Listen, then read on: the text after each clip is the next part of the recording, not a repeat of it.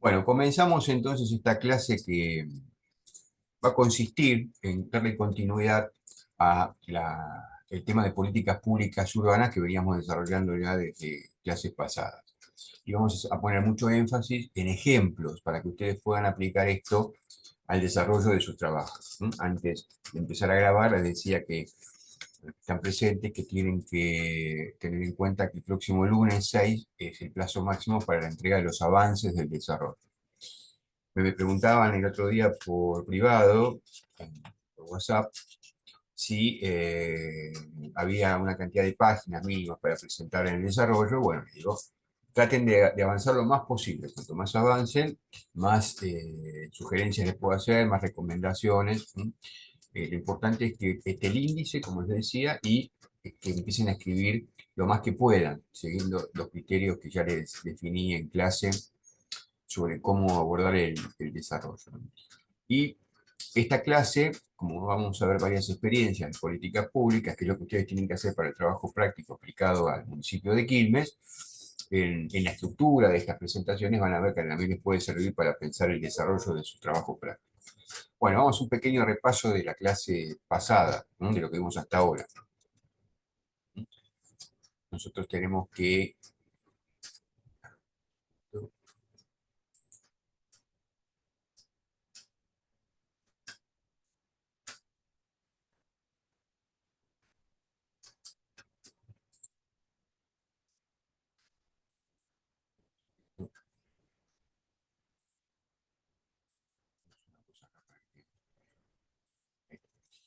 Bien, vamos a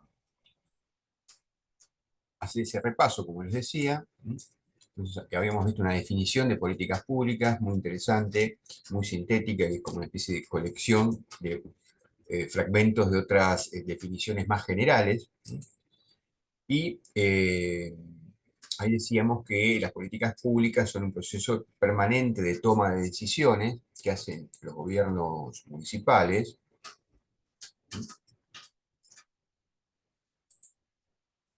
y fundamentalmente está orientadas a la acción. Las políticas públicas tienen que estar orientadas a la acción, a resolver problemas. Y donde la autoridad gubernamental, el municipio, no es solamente el único actor importante, sino que también es un actor decisivo, pero también tiene que estar involucrado el resto de la comunidad en el diagnóstico y al menos en el planteo de algunas soluciones para ese problema. Bueno, después, a través de las palabras de Sam Adams, que es un exalcalde de la ciudad norteamericana de Portland, en el oeste de Estados Unidos, la distinción entre policy, como le dicen ellos, y politics.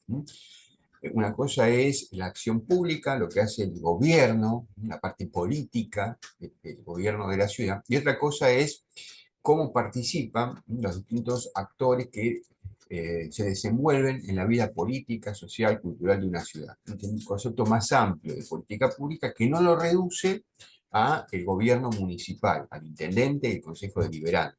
Es muy importante porque en general nosotros estamos acostumbrados aquí desde Argentina a pensar que toda la política pública municipal es una responsabilidad pura y exclusivamente del gobierno municipal.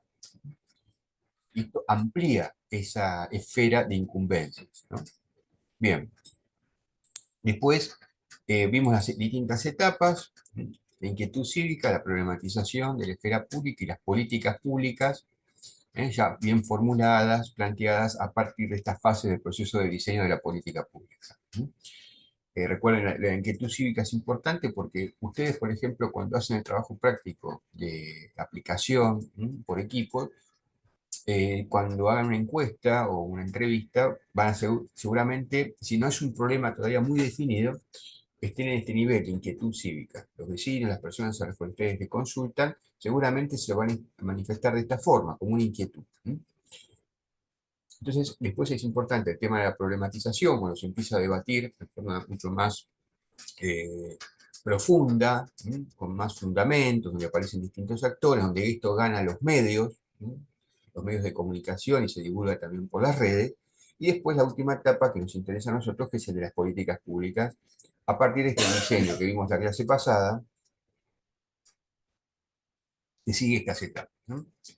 El proceso de diseño de la política pública: definición del problema, formulación de alternativas de solución, elección de una alternativa, implementación y evaluación de resultados, clave, ¿no? Esto es importantísimo porque tenemos que ver de qué forma se resolvió, si se resolvió parcial o totalmente, y qué recursos se utilizaron y si fueron bien administrados esos recursos. Entonces eso es parte de la evaluación, ¿no?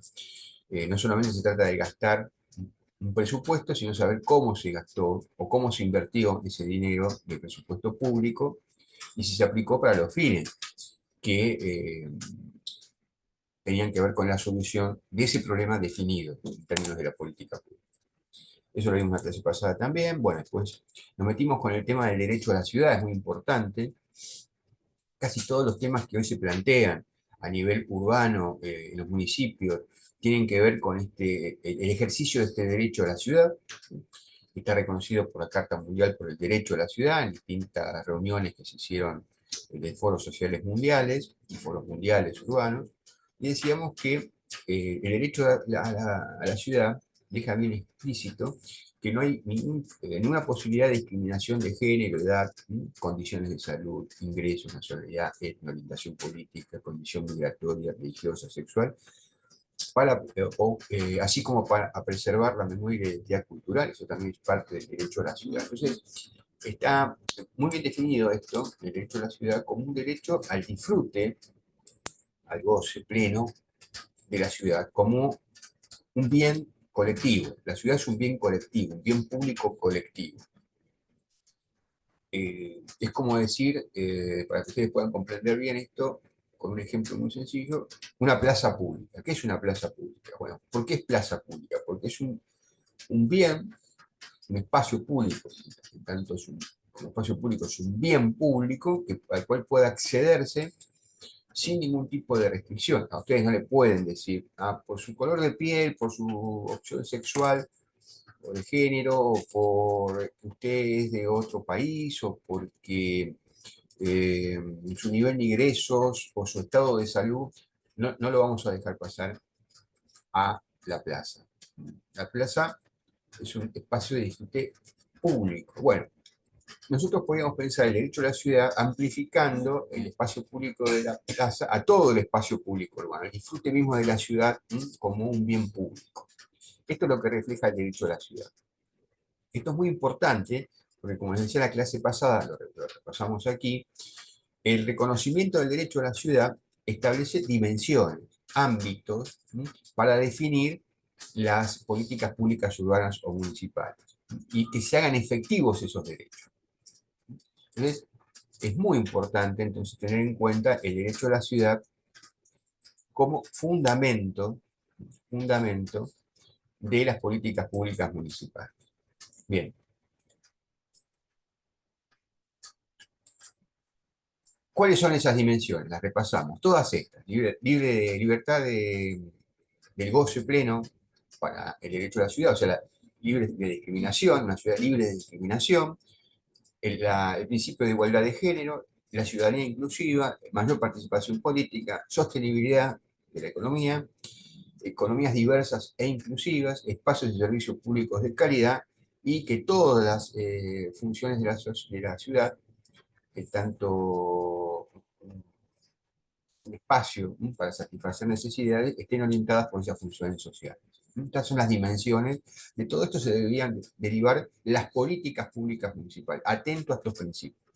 Respetar estos principios. Bien, acá lo vemos un poquito más claramente. Lo pueden ver ahí mejor. Es lo mismo que vimos recién, pero ampliado para que lo vean en detalle.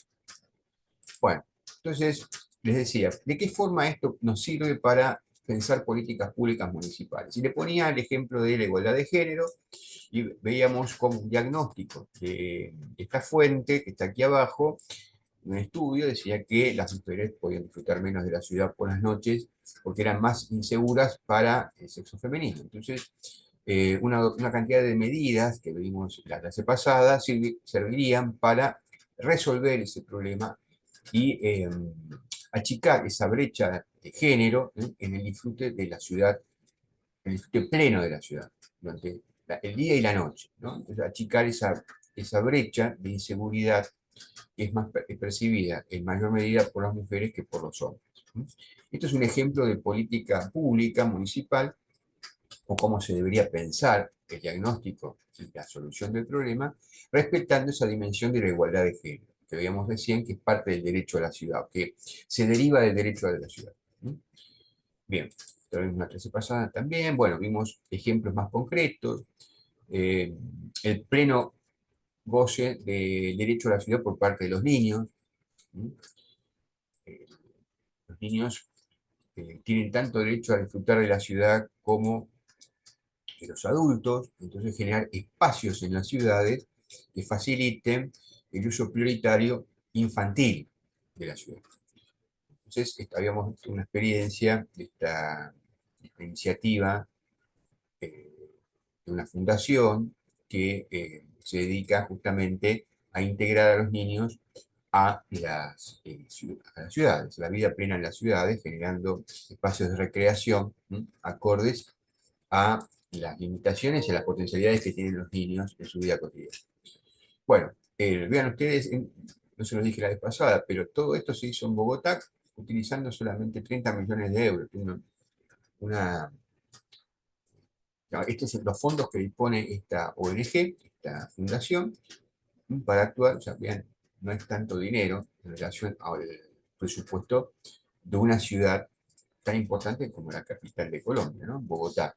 30 millones de euros casi es no sé, es el precio por el cual se vende un jugador medianamente importante al fútbol europeo, ¿no?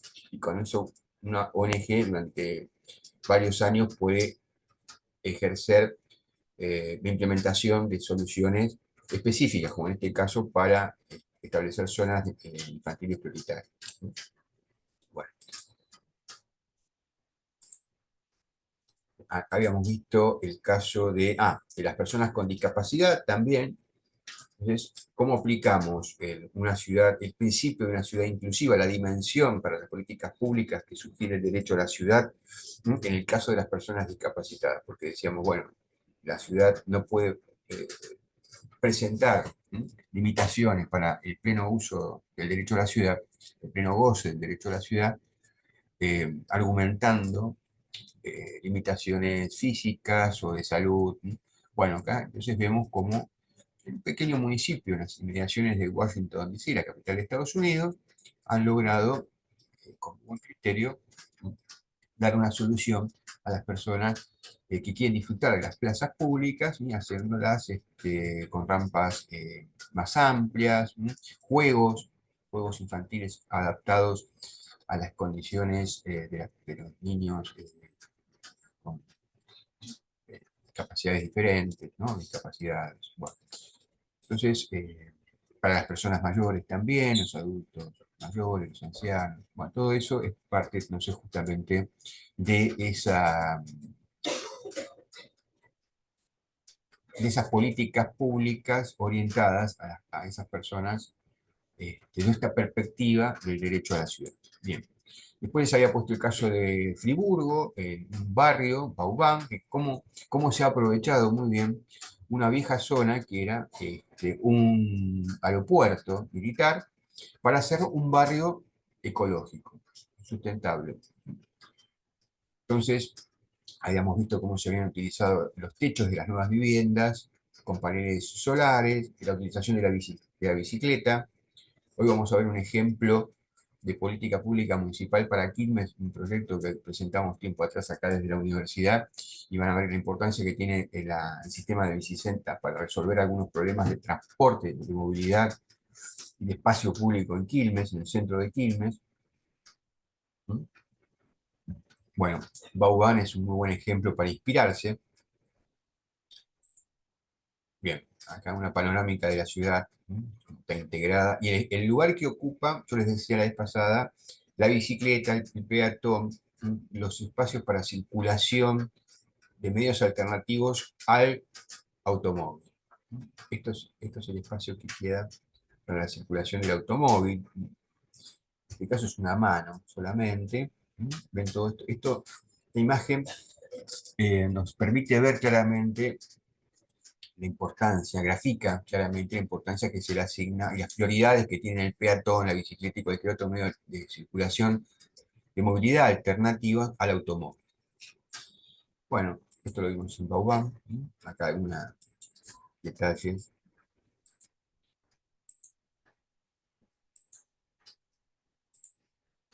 de esto lo habíamos visto para ejemplificar la vivienda social para los jóvenes. Era una parte del barrio estaba ocupado por lo que se llama ocupas, ¿no? Los ocupas, jóvenes, en su mayoría jóvenes, que toman edificios abandonados, y en vez de hacer lo que hacen muchos gobiernos, expulsar a la población y desconocer la necesidad de una demanda de vivienda social, bueno, el municipio los integró y les permitió recrear esos espacios, dar una funcionalidad ¿sí? Destinado a asentamientos independientes, autoorganizados de jóvenes ¿sí? Viviendo en esos lugares. Bueno, después vimos una cantidad de experiencias de vivienda social. ¿sí? Hay varios grupos que están trabajando este tema de hábitat, de vivienda, ¿sí? Entre los equipos que tienen que presentar el trabajo práctico. Recordamos rápidamente. Vimos el caso de Francia, en París, esta vivienda social. Yo les destaqué esto porque justamente acá se puede apreciar claramente que la vivienda social no tiene que ser esos monoblocks feos, ¿no? Grises, sin calidad de espacio público, sin buenas vistas. Bueno, esto está ahí en uno de los barrios de París, eh, a la vera del río Sena. Es una imagen que se ve desde uno de los balcones de estos monoblocks, coloridos, con mucho sol, espacios verdes integrados a la estructura del edificio. Bien que bien, esta vista, esta también, la que está aquí abajo, es una vista de un balcón, balcones amplios, vivienda social de calidad. Vemos ahora también un ejemplo de Brasil más cercano.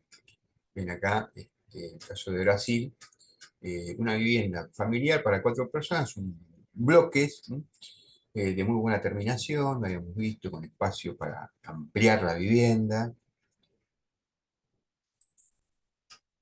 Este lo habíamos visto en Nuevo León, México, también, es la maqueta.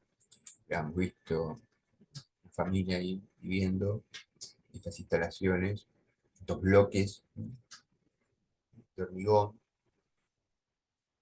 muy bonita casa. Esto lo habíamos visto en el Santiago de Chile, viviendas para la etnia originaria mapuche, araucano, en realidad, tomando, respetando la identidad. Recuerdan que decíamos el derecho a la ciudad también involucra el respeto al patrimonio cultural, identidad en general y de los pueblos originarios. Bueno, acá tienen respecto a la estética de estas viviendas sociales, los materiales, y las formas constructivas del origen de estos pueblos araucanos. Acá ver más en detalle. Acá en el proceso de construcción y acá ya terminado, de muy buena calidad, buenos pisos, buenas escaleras, luminosos. Señora araucana, entrando a su casa, vestida con su traje tradicional. Habíamos visto el caso de Viena, cómo se pueden aprovechar espacios que ya están desutilizados, desfuncionalizados. Estos eran los depósitos de gas de la ciudad de Viena, en Austria, y cómo se utilizaron para hacer vivienda, vivienda social, ¿eh? Que bueno, son objeto de visita por parte de los turistas. Aprovecharon esas estructuras y en el interior utilizaron eso para hacer vivienda social, departamentos. Y en el interior también espacios verdes, como se ve acá. Este hueco que queda del depósito de gas, espacios verdes, parques y plazas.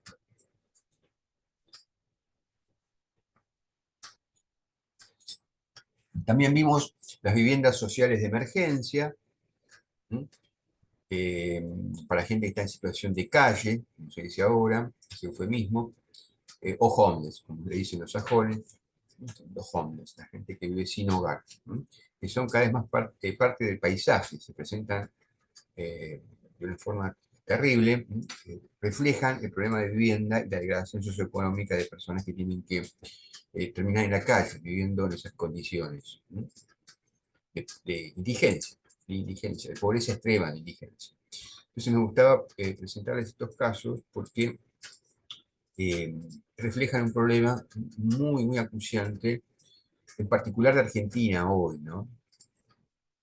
Lamentablemente, estas imágenes que vemos aquí son parte de los paisajes urbanos de la ciudad de Buenos Aires y de muchos municipios y muchas ciudades del resto del país.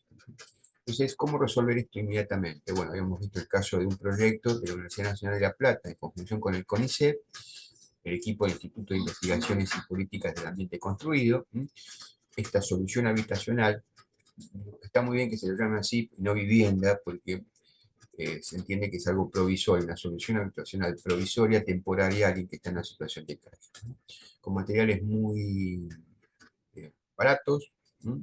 Pero muy resistentes, ¿ven?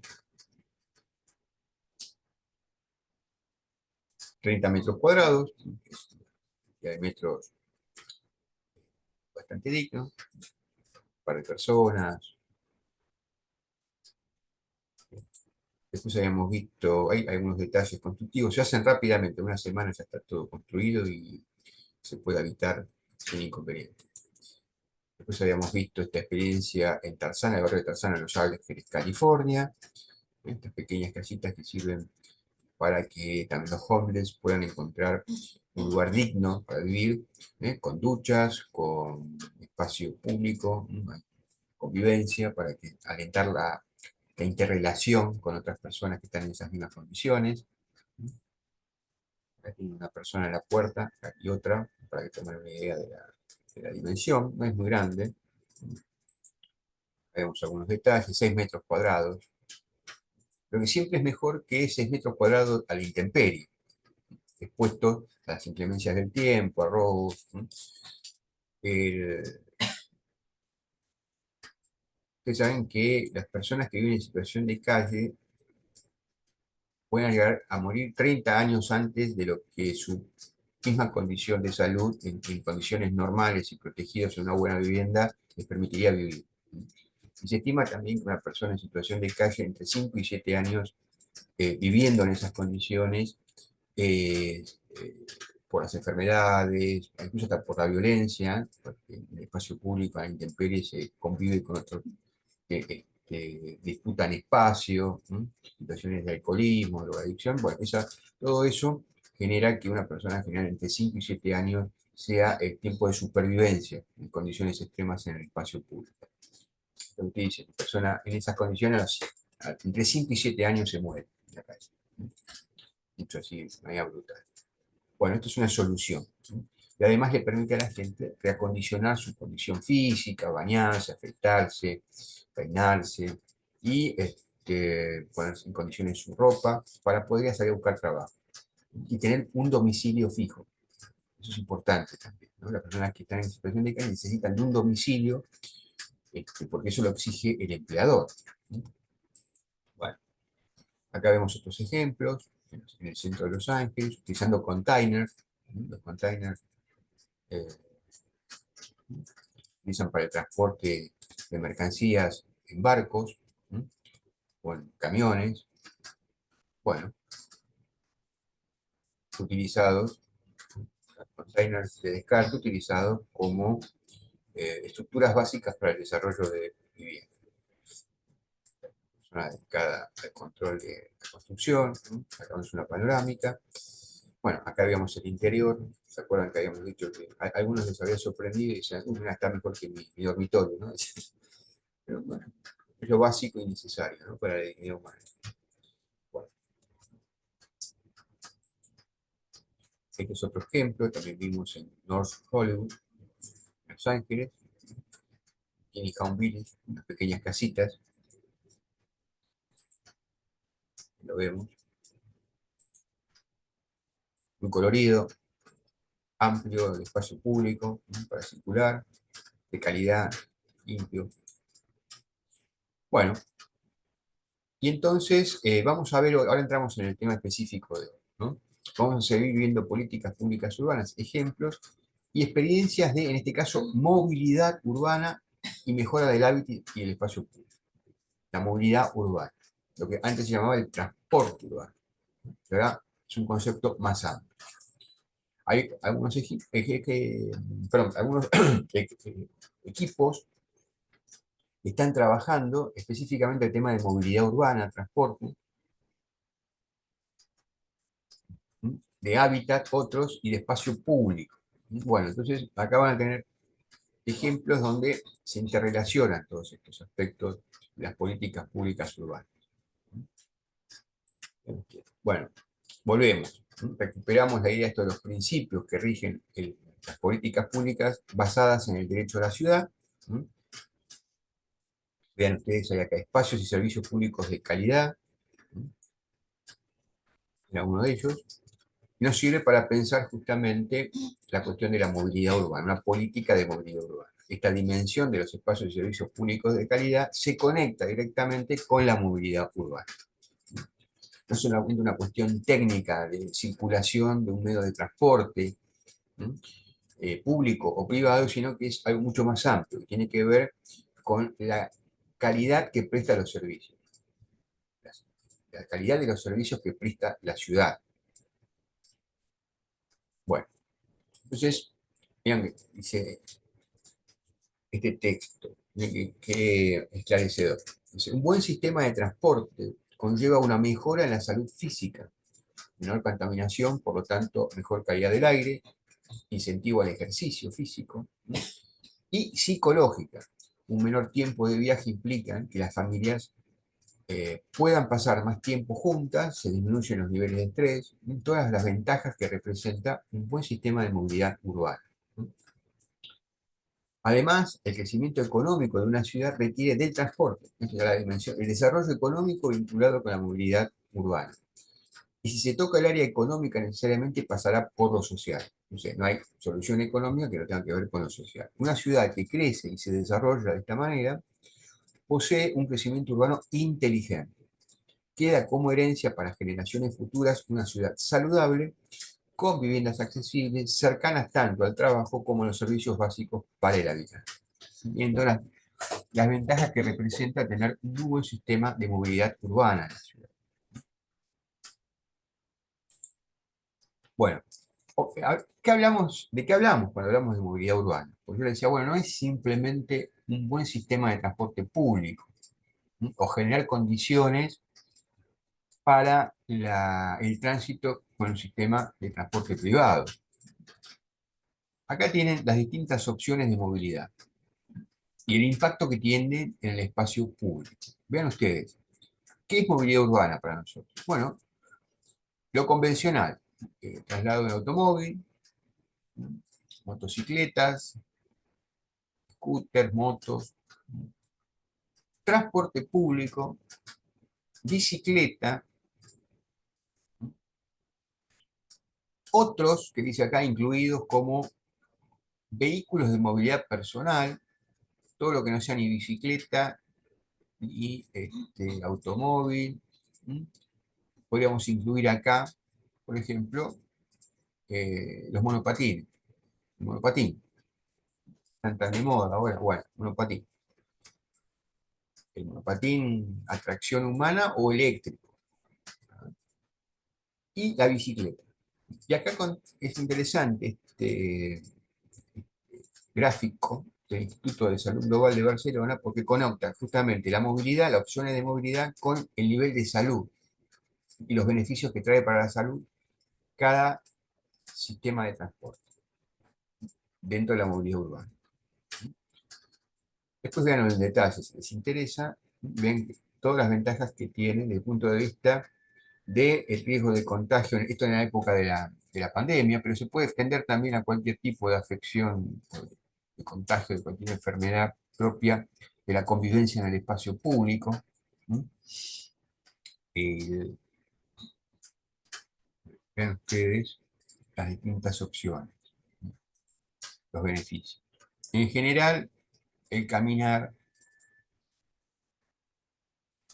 es una muy buena opción. Y es curioso esto, porque años atrás, caminar, la condición de peatón, no estaba incluida dentro del criterio o el concepto de movilidad urbana. Ahora se ha incorporado al peatón. Vean ustedes. Esto, voy a mostrarles acá. Hoy, por ejemplo, establecer cruces peatonales seguros. Esto es parte de la política de movilidad de una ciudad. Y acá que se está priorizando al peatón, al peatón. Entonces, acá vemos un ejemplo de la Ciudad de Buenos Aires, todas las mejoras para hacer el cruce peatonal mucho más seguro, como siempre, respetando el tema de las ochavas, ¿no? Para que esto permite que se pueda ver claramente el automóvil que transita en la otra dirección, para que no haya choques, para ver a la perfección el peatón que está cruzando por la senda peatonal, bien señalizado, semáforo. Este es un cruce peatonal seguro, que promueve el uso de la ciudad desde el punto de vista del peatón, que promueve, eh, intensifica el uso de la ciudad para el peatón. Un peatón que se siente más seguro usando las calles, circulando por las veredas, es un peatón que va a utilizar mucho más la ciudad y que va a tener mayor acceso a ese derecho a la ciudad. Bueno, acá también les decía, vean, hay estadísticas ya de la utilización de los viajes en bicicleta. La bicicleta también es parte del sistema de movilidad urbana. Lo vemos por ciudades acá en América Latina. eh, la cantidad de personas que hacen viajes por día en bicicleta. Guadalajara, en México, 212.000 personas, es muchísimo.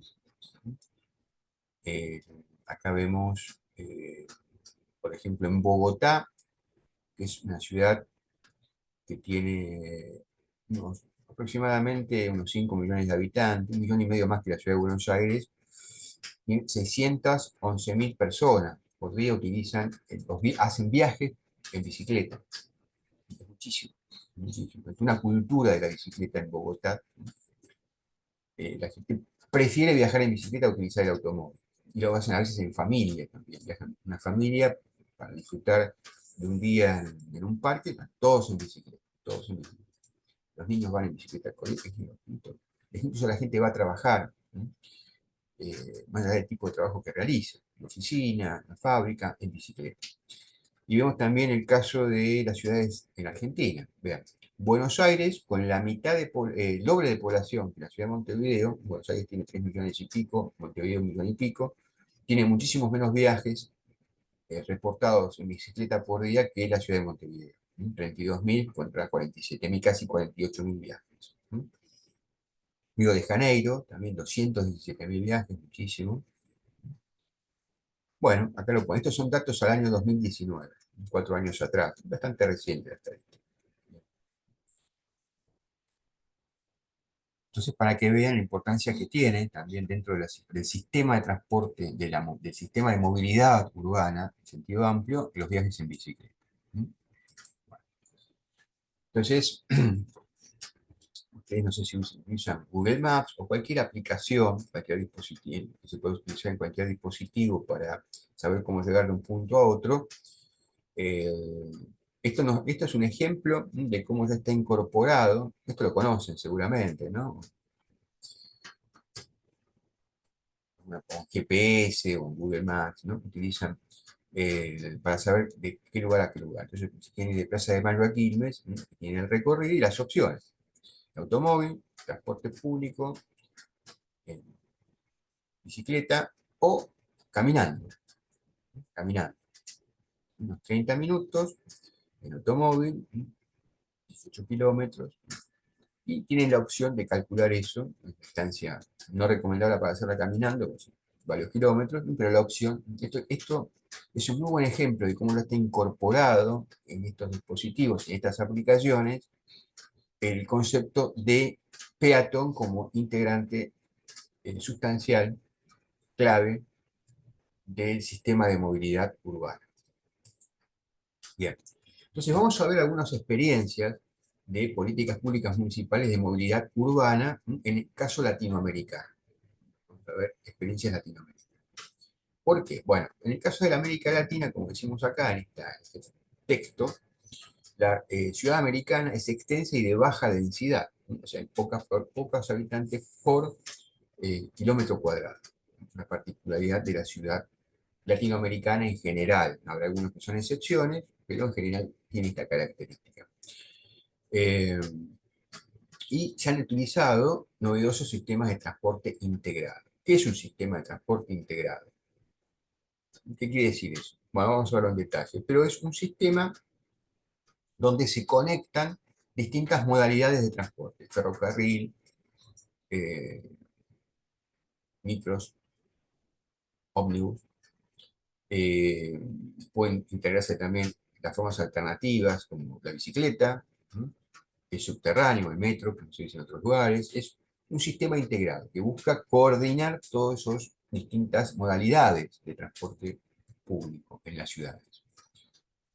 Estos no solo dotan extensas áreas metropolitanas de avanzada infraestructura y redes de transporte, obviamente el transporte público, el transporte privado requiere de infraestructura, ¿no? De redes de transporte que permiten organizar los tiempos y la calidad de los viajes también, y también de la mano de políticas sociales. Vean ustedes cómo se destaca la movilidad urbana como parte o integrado a las políticas sociales y permiten también potenciar el desarrollo de diversas zonas de la ciudad, previamente dejadas en abandono.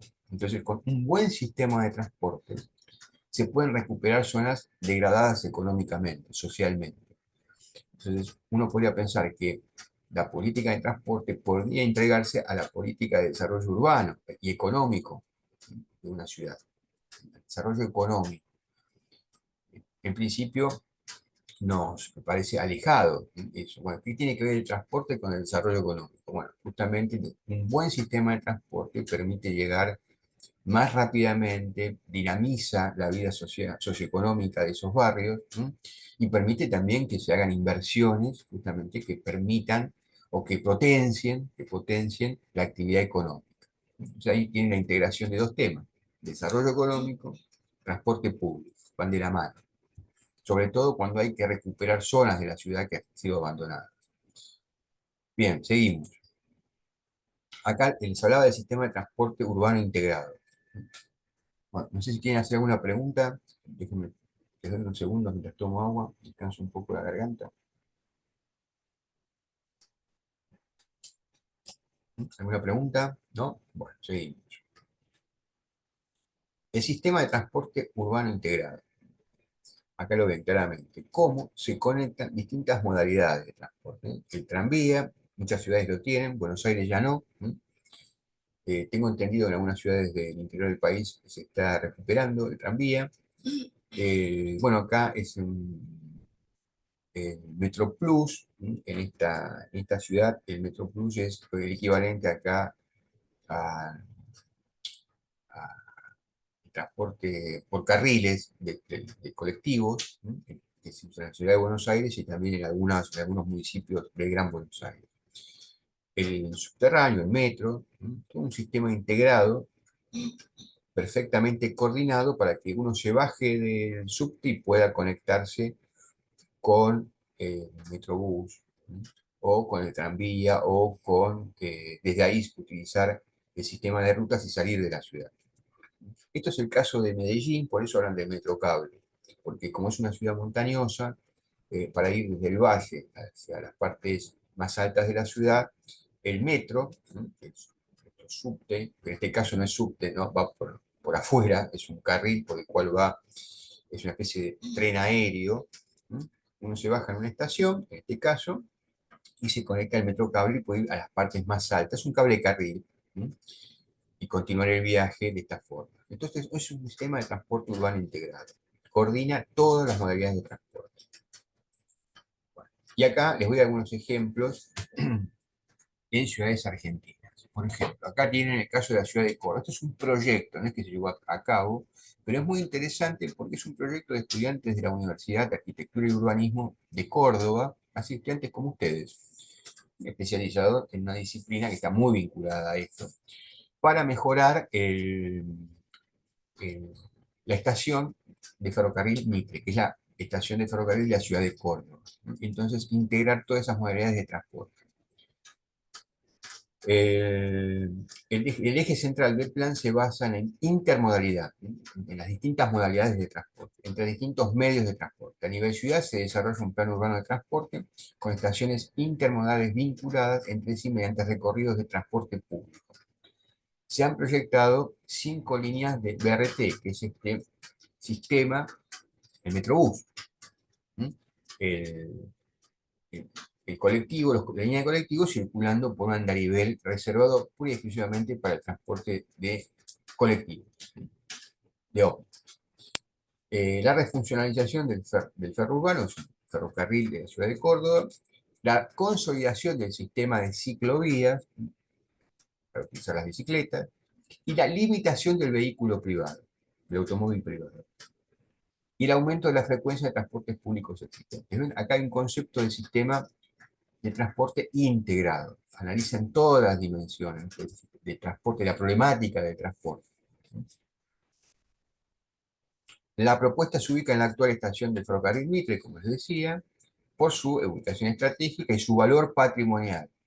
O sea que todas las intervenciones que se hagan tienen que tener en cuenta el valor patrimonial, el edificio, la arquitectura, la historia del lugar. Se busca generar una infraestructura conectiva que funcione como espacio público aéreo, priorizando tanto al peatón como al ciclista, que es esto que se ve por aquí, ¿no? Conectar en forma aérea y liberar espacio para que la gente circule por debajo, ¿no? Y así vincular la preexistencia del sector en pos de una movilidad urbana vinculante para la mejora de la calidad de vida urbana. El objetivo de todo esto no solamente es llegar más rápido, en mejores condiciones, sino tener una mejora en la calidad de vida urbana. Bueno, este ejemplo de Córdoba. Acá estamos viendo el caso de Curitiba. No sé si han escuchado hablar de Curitiba, la ciudad, una ciudad de Brasil, no tan conocida como las ciudades brasileñas por el sol, la playa, la arena, por la vida, una vida de turismo que se puede hacer ahí, sino porque justamente tiene la mejor red integrada de transporte de América Latina. Es un ejemplo. Se tomó siempre como ejemplo, ¿no? Para hacer un sistema de transporte integrado. Y han desarrollado estos buses con acordeón que se ven aquí, que permiten transportar más gente, ¿no? Estas son las estaciones del BRT, ¿no? De lo que nosotros sería el Metrobús, ¿no? Perfectamente adaptado a las personas con discapacidades, ¿no? Seguros. Es muy difícil que se produzca un accidente porque este sistema de transporte termina justamente, cada puerta conecta con una entrada a este refugio, esta parada, y entonces nadie se puede caer, no hay, casi prácticamente no hay robos, de robos, ¿no? Acá lo ven abajo con un mejor detalle, ¿ven? Las personas se bajan, coinciden las puertas del bus con las puertas de la parada, ¿no? La recuperación de los espacios de calidad del espacio público, alguien está preguntando algo. Bueno, muy bien, Cristian. Nos vemos la próxima. Que tengas un buen día. Bueno, entonces, les decía, la integración del espacio público, buena calidad de espacio público acá en la plaza. Bueno, este es el señor Jaime Lerner, que falleció hace pocos meses atrás. Fue alcalde, intendente, 2 veces de la ciudad, 2 veces gobernador del estado. Un ejemplo realmente, una persona, un urbanista. Este no era ni abogado ni economista, era un urbanista puesto a gobernar la ciudad en la que había nacido y que amaba, Curitiba, y le fue muy bien políticamente porque fue 2 veces alcalde y le permitió después ser 2 veces el gobernador del estado. Bueno, otro ejemplo. Acá Bogotá, con el Transmilenio, que es el Metrobús, nuestro Metrobús, equivalente. Buenos Aires tomó, y algunos municipios de Gran Buenos Aires tomaron como referencia justamente la experiencia de Curitiba y de Bogotá. Acá también ven las plataformas donde llega el bus. Tiene alguna reminiscencia a lo que ustedes seguramente han visto en Buenos Aires y también en algunos municipios. Hay un proyecto de Quilmes, en La Matanza, en la zona norte de Buenos Aires, de Gran Buenos Aires. Esto funciona ya hace 23 años. En el año 2000 se puso en práctica en la ciudad de Bogotá, el Transmilenio.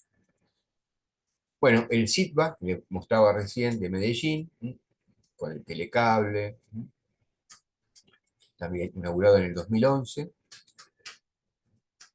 integran todas las modalidades de transporte. Bueno, vean la calidad del espacio público, las estaciones, la integración con la bicicleta, uno llega a este lugar con un sistema de bicing, bicicleta pública. Estas son bicicletas que provee el municipio y que se pueden retirar con una aplicación. En el caso de la ciudad de Buenos Aires ya está implementado, algo similar. Uno puede llegar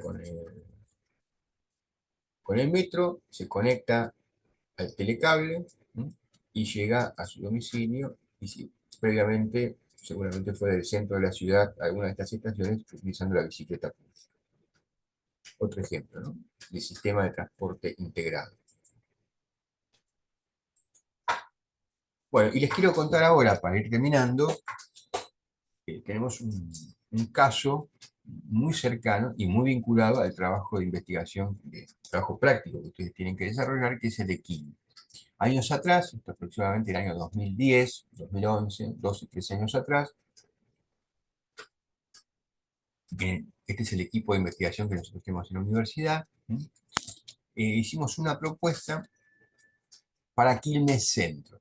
El centro de Quilmes, la zona de la plaza y la peatonal Rivadavia, la avenida Irigoyen,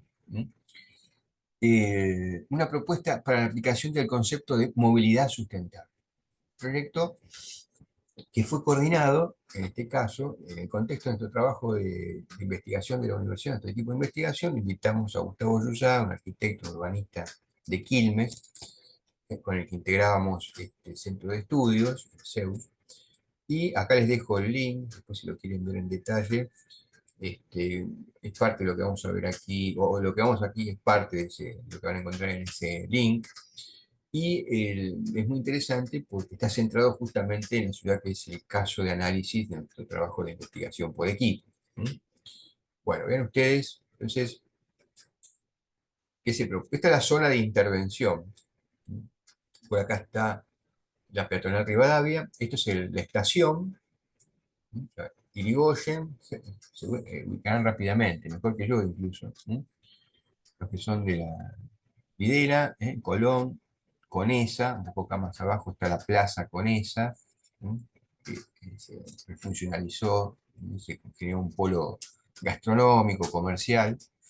Bueno, acá tienen toda la zona de intervención. Y la idea era mejorar justamente uno de los aspectos más conflictivos desde el punto de vista de la movilidad, el espacio y el hábitat de Quilmes, que es esta zona del centro.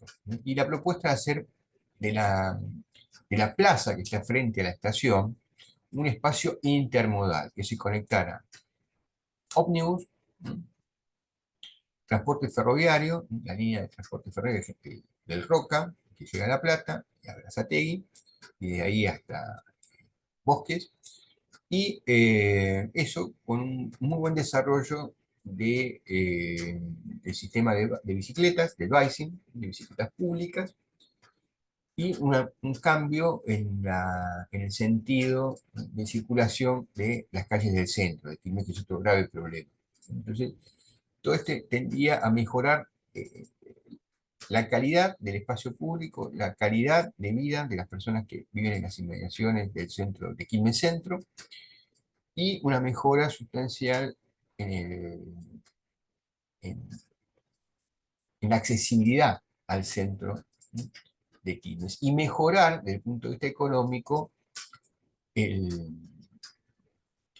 el desarrollo económico del centro, que recuperara la dinámica del centro de Quilmes, ¿no? El centro comercial de Quilmes. Hacer del centro de Quilmes un verdadero centro comercial. Bien, acá ven Se hizo el planteo del problema, como siempre, recuerden, nosotros arrancamos todo esto diciendo hay que plantear bien los problemas. Bueno, en este trabajo estaba muy bien planteado el problema. Dicen, el centro de Quilmes, el eje del comercio, el encuentro social y la cultura, se podrá disfrutar de una manera diferente con la puesta en práctica del concepto de movilidad sustentable. Este era el principio que guiaba el proyecto. Los residentes y visitantes en un futuro podrán recorrer las calles, gozar del espacio público y el patrimonio histórico mientras desarrollan sus actividades culturales e institucionales de comercio y vivienda. El concepto de movilidad sustentable parte de la necesidad de jerarquizar y significar las distintas modalidades de llegar y moverse en la ciudad. Jerarquizar, quiere decir que no es homogénea la forma en que uno se mueve y circula por la ciudad, sino que hay principios que jerarquizan, ¿no? Y de esta perspectiva, el planteo del problema que se buscaba era que se generaran modalidades de transporte que tuvieran prioridad frente a otras. Tras un diagnóstico socioterritorial y la aplicación particularizada al área de las ciudades desarrolladas en casos similares con éxito vanguardista, o sea, se tomó como referencia otras experiencias, resulta para el centro de Quilmes una propuesta integral de ordenamiento que tiene en cuenta y que se recomendaba acá. Las cuestiones identitarias del ser quilmeño, de identidad. Recuerden que cuando hablamos del derecho a la ciudad es importante la identidad, la preservación de la cultura, ¿sí? La historia de la ciudad. Cuestiones morfológicas del espacio urbano, cuestiones económicas del transporte, cuestiones sociopolíticas para la construcción de ciudadanía, cuestiones de sustentabilidad ambiental. Vean ustedes que no se trata, entonces, insisto con esto, de resolver que la gente viaje mejor en el tren y que encuentre el colectivo en la plaza. Es un abordaje mucho más integral de la problemática de la movilidad urbana. Bueno, vean ustedes, acá después una caracterización del área involucrada, lo que les mostraba recién en esa imagen aérea. Dice, el área considerada es un perímetro que encierra aproximadamente unas 140 hectáreas, 140 manzanas, que representa el escenario del acontecer de la ciudad. Es el núcleo vital de la ciudad inmensamente, esas 140 hectáreas.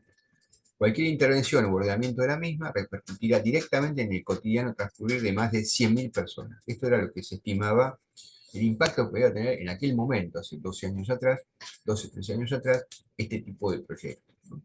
Involucraba a 100.000 personas en su mejora de calidad de vida, por lo menos 100.000 personas.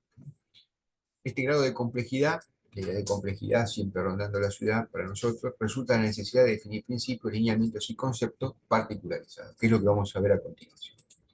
Bueno, el principio de movilidad sustentable, ahora más definido, más en detalle, será el articulador de flujos interactuantes de medios físicos y usos sociales de la ciudad.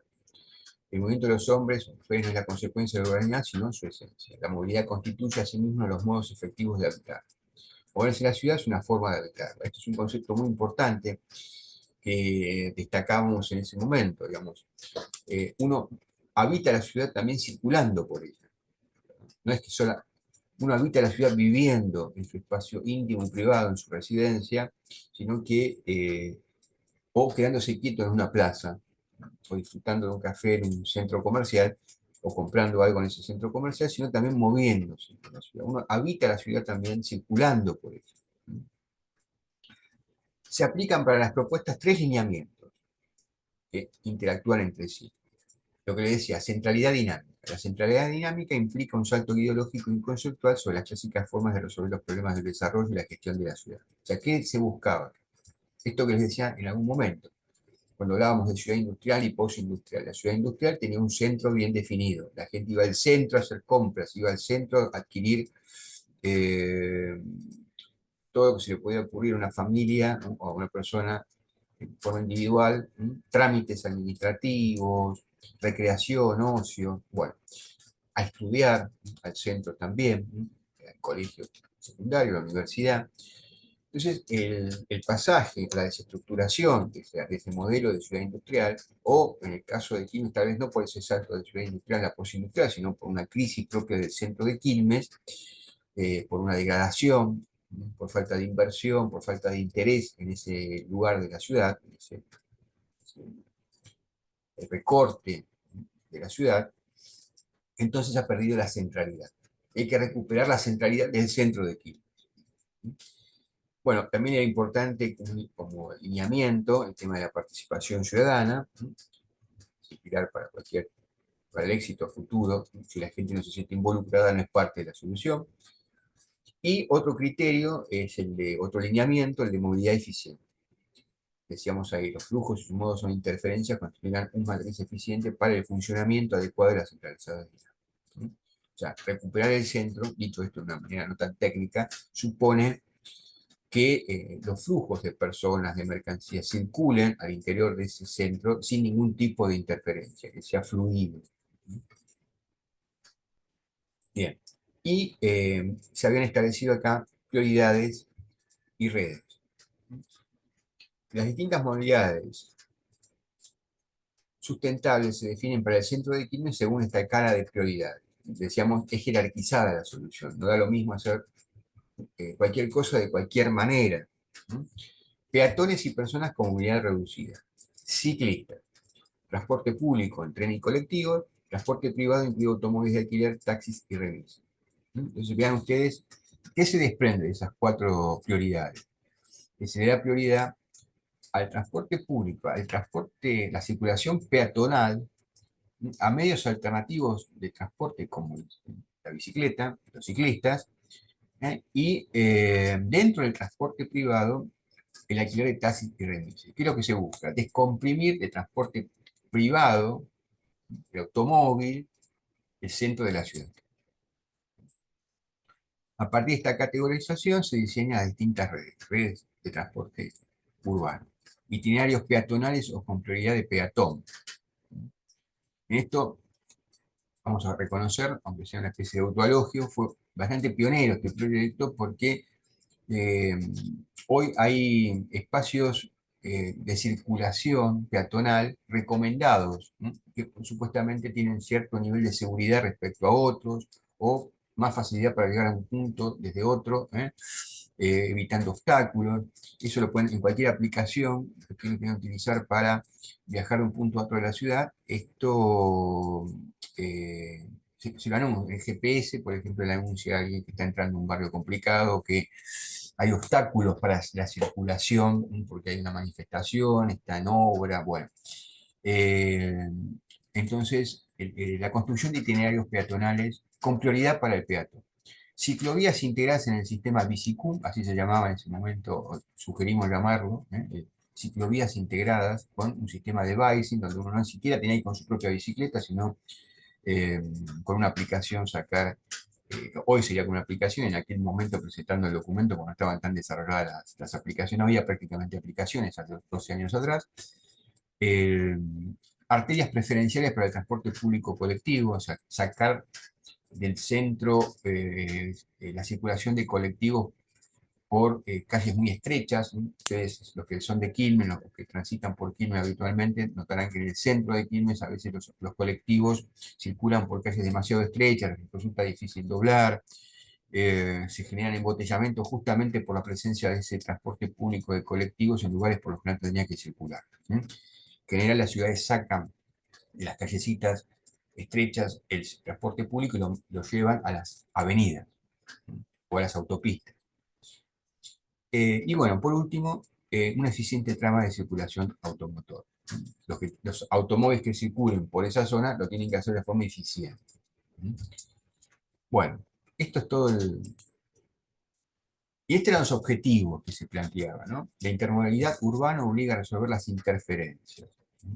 El uso de diferentes medios de transporte, motorizado y no motorizado, para desplazarse por la ciudad existe una creciente complejidad. Entonces decíamos, la aplicación del concepto de movilidad sustentable en el centro de Quilmes es una propuesta que busca optimizar las condiciones de movilidad de la zona, a la vez que se propone disminuir los niveles de contaminación ambiental, o sea, la dimensión medioambiental, ecológica, mejorar la seguridad, vivir en una ciudad más segura, y esto se puede hacer a través de un sistema de transporte integrado. La higiene y embellecer el espacio público, un grave problema del centro de Quilmes.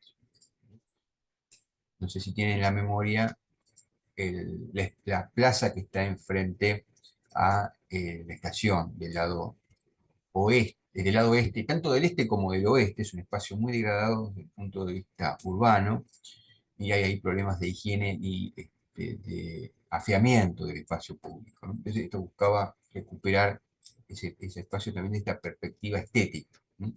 Asimismo, se busca o se buscaba reconocer y proteger el patrimonio, optimizar la calidad de vida de sus habitantes y de todos aquellos que a diario visitan la ciudad, porque esto no es solamente para los habitantes de Quilmes, los residentes, los ciudadanos quilmeños, sino para todo aquel que se sienta atraído por algún motivo para visitar la ciudad o para hacer algún trámite o para intentar hacer algún tipo de inversión, ¿no?, en la ciudad. Bueno, entonces, estas son las propuestas concretas. Siempre les decíamos, todo proyecto termina con acciones concretas que después hay que controlar que se hagan, ¿no? Y nosotros sugeríamos la peatonalización dinámica del centro de Quilmes, un itinerario dinámico de Quilmes Centro. ¿Mm? Para los que conocen el centro de Quilmes, se dispone la continuidad peatonal de la calle Rivadavia de manera franca a través de la plaza Irigoyen, o sea, hacer peatonal toda la avenida, la calle Rivadavia, y un túnel peatonal bajo vías hacia Carlos Pellegrini del otro lado de la estación. Peatonalizada esta en un primer tramo. Rivadavia deja de ser exclusivamente peatonal de 21 a 8, o sea, ese es un tema también interesante, ¿no?, que durante ciertas horas, las horas de la noche, donde ya no hay actividad comercial, ya calle Rivadavia volvía o permitía circular, o se permitía circular transporte público prioritariamente y también privado. Se prioriza el peatón con ensanches de veredas, desde Rivadavia hasta Sarmiento hacia Río y del cine entre Sarmiento y Irigoyen. Ampliar las veredas, integrar la vereda y la calle. La implementación del sistema de la bicicum, las ciclovías quilmeñas. No vamos a entrar en el detalle de esto porque está muy conocido la importancia que tiene para una ciudad hoy el sistema de bicisendas. El ordenamiento del transporte público, sacando paradas donde no corresponde, poniendo paradas de taxi, sacándolas de otro lugar, legalizando la actividad de transporte rentado, ¿no? En ese momento no había Uber, por ejemplo. Acá habría que, hoy si se quiere actualizar el sistema de Uber o Cabify, ¿no?, también para este caso. Y el ordenamiento del tránsito vehicular particular, ¿no?, con reglas claras para el automovilista, con arterias preferenciales como Irigoyen en sentido norte-sur y en sus accesos viales este-oeste. Bueno, o sea, no quitar, obviamente no obligar a no circular con automóvil, pero darle una prioridad en determinadas arterias, como en el caso de la avenida Irigoyen. Algo importante también para aquí, mantener las arterias de circulación controladas para taxis y carga. Eso también es producto de la observación. En en horarios poco propicios, camiones o vans descargando mercadería e interponiendo un obstáculo a la libre circulación de otros medios de transporte en la ciudad. Bueno, esto era todo el proyecto, los detalles teóricos, conceptuales, las propuestas, las acciones, y esto es una maqueta, digamos, un render del grid de la propuesta para la aplicación del concepto de movilidad sustentable. Esto es la estación de Quilmes, esto que ven aquí, esto en rojo es la estación. Toda esta parte es la parte de Pellegrini, frente a la estación, Quilmes Oeste y Quilmes Este. La plaza, frente a la estación, recuperada como espacio público de esparcimiento, de ocio. Y esta es la calle Rivadavia, la peatonal, integrada, la continuidad de la condición de la calle peatonal, y como decía recién, extendiéndola más allá de Irigoyen. Esta es Irigoyen, rumbo a Quilmes, perdón, a Berazategui al sur, y acá la continuidad hacia Bernal. Bueno, de este lado está el río. Bien, entonces este sería, de esta forma se presentaría la solución de esta maqueta, ¿no?, terrible. Que bueno, era un proyecto obviamente que no se llevó a cabo. Además está decírselo porque, bueno, para quienes viven en Quilmes o para transitar por esa zona, lo que ustedes ven ahora poco tiene que ver con esto que está sucediendo o que se proponía de este proyecto. Ya llegará el momento para que soluciones incluso mejores que estas se puedan aplicar, ¿no? Hay ciertas prioridades también, hay que reconocer que quizás se están solucionando otros problemas y en otras zonas de Quilmes. Pero esto es importante, ¿no? Porque justamente es un intento, un proyecto que intenta recuperar esa centralidad dinámica de algo que está bastante consensuado entre los habitantes de Quilmes, que es la degradación del centro. Su centro. Bueno, fin, hasta aquí hemos llegado. Esto es todo lo que tenía para contarles hoy. ¿Mm? Si quieren